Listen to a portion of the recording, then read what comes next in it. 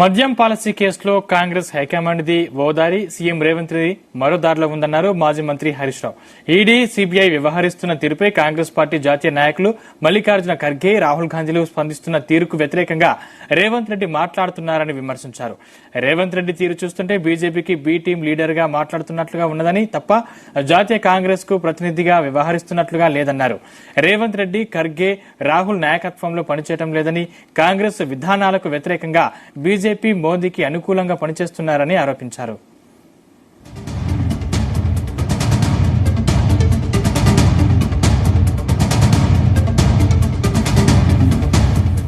మద్యం policy case విషయంలో ఇన్నాళ్లుగా తాము ఏం చెబుతున్నామో ఇప్పుడు మల్లికార్జున ఖర్గే, రాహుల్ గాంధీ అదే చెప్పారని Harish Rao press note release చేశారు.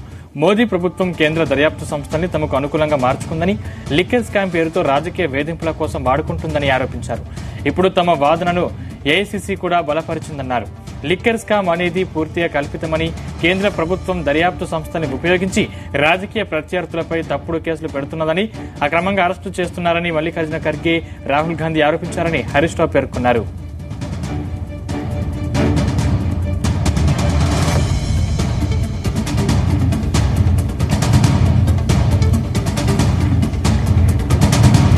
రేవంత్ రెడ్డి, రాష్ట్ర కాంగ్రెస్ నాయకులు మాత్రం ఏఐసీసీ నాయకులు మాట్లాడిన దానికి విరుద్ధంగా మాట్లాడుతున్నారని హరీష్ రావు ధ్వజమెత్తారు. లిక్కర్ స్కామ్ జరిగిందని, అందులో నిందితులను అరెస్టు చేయడం ఆలస్యం అయిందంటున్నారని విమర్శించారు.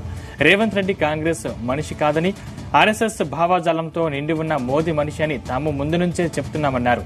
తాను కాంగ్రెస్ లో ఉన్న విషయం కూడా మర్చిపోయి కేవలం బీఆర్ఎస్ ను రాజకీయంగా ఇబ్బంది పెట్టేందుకు బీజేపీ తరపున వకల్తా పుచ్చుకొని అసత్యాలు ప్రచారం చేస్తున్నారని విమర్శించారు.